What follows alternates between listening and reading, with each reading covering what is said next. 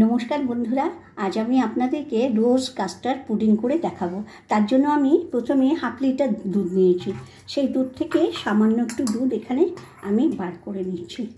এই দেখুন, এতটা পরিমাণ দুধ বার করে নিলাম। এবারে এই দুধটাকে বাকি দুধটাকে আমি ঘন করে নেব একটু জাল দিয়ে। দেখুন, আমি দুধটাকে বসিয়ে দিয়েছি। এটাকে আমি মিডিয়াম আঁচে এটাকে একটু ঘন করে নেব।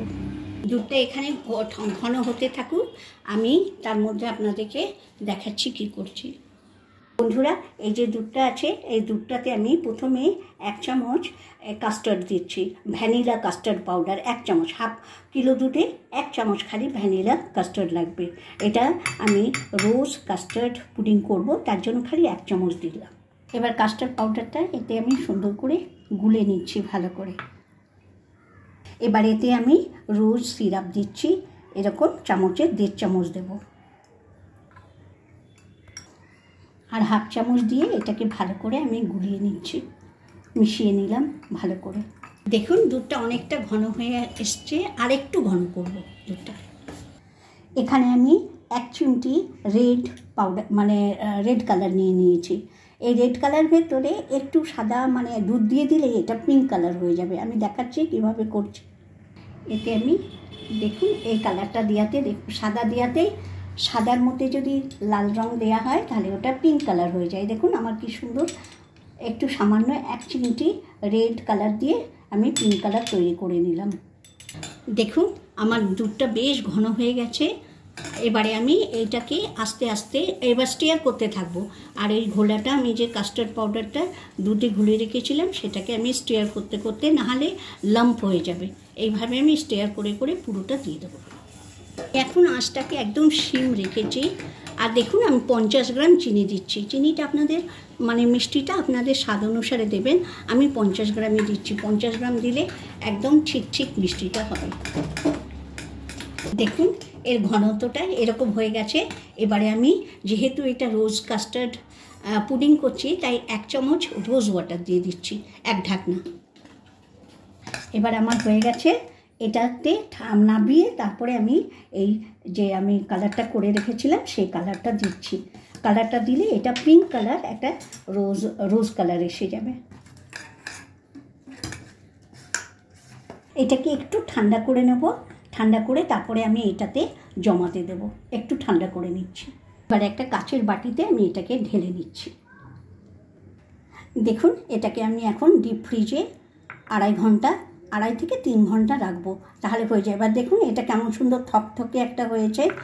এইরকম ঘনত্বের, একটু যেন নড়ে এরকম থকথকে হতে হয়। দেখুন এটা ঠান্ডা হয়ে গেছে। আমি 3 ঘন্টা রেখেছিলাম ফ্রিজে, 3 ঘন্টাতেই হয়ে গেছে। এবার এটাকে আমি একটু উবুড় করে দেবো। দেখুন বাটিটাকে এইভাবে করে আমি উল্টে দিয়েছি। এই উবুড় করে উল্টে দিলে এটা হয়ে যাবে, আর কোনো অসুবিধেই হবে না। এবারে এটা দিয়ে দিচ্ছি।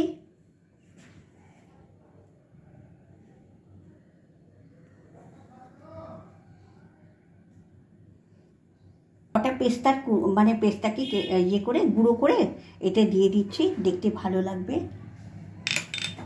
একটু ভালো করে ডেকোরেশনের জন্য মধ্যে একটা গোলাপের পাপড়ি দিয়ে তার উপরে কিছু আমার দেখুন একটু পেস্তার গুঁড়ো দিয়ে দিলাম। একদম পারফেক্ট হয়েছে। আমার যেহেতু কম তাই বাটিটা আর একটু বড় হয়নি। বন্ধুরা, আমার রোজ কাস্টার্ড পুডিং রেডি। এই কাস্টার্ড পুডিংটা খেতে এত সুগন্ধ, ডেলিশিয়াস। আর এর যে মানে গোলাপের মতো গন্ধ, একবার বানান তবে আপনারা এর মানে টেস্টটা বুঝতে পারবেন। আর অতি সহজেই ঘরে বানিয়ে ফেলা যায়। তাহলে আপনাদেরকে আগে প্রথমে টিপসটা বলে দিই।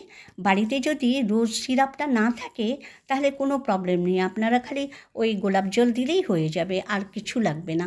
এছাড়া দেখুন আপনাদেরকে আমি মানে বলছি যে এই এটা অতি সহজে ঘরেই ইনগ্রেডিয়েন্টগুলো একদম পাওয়া যায়। তাহলে এবারে আমি আপনাদেরকে এটা একটু কেটে দেখাচ্ছি কেমন হয়েছে। এই দেখুন এটা কেটে দেখাচ্ছি, দারুণ লাগে খেতে। আর অতি সহজেই এটা কেটে আপনি পিস পিস করে আমি এটাকে তৈরি করে নিতে পারেন। দেখুন বাটিতে রাখছি, আমি আপনাদেরকে আরেকটা পিস করে দেখাচ্ছি যে কত সহজে দেখুন পিস হয়ে যাচ্ছে, কাটা হয়ে যাচ্ছে। আর খেতে খুবই ভালো লাগে। বন্ধুরা, আমার যদি ভিডিওটা আপনাদের পছন্দ হয় তাহলে অবশ্যই আমাকে একটু লাইক, শেয়ার অ্যান্ড সাবস্ক্রাইব করবেন।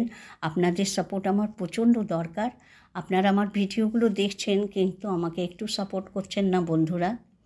আর আপনারা সকলে অনেক অনেক ভালো থাকুন, আনন্দে থাকুন, সুস্থ থাকুন। সকলের সুস্থতা আর মঙ্গল কামনা করে আজকের মতো ভিডিওটা আমি এখানেই শেষ করব।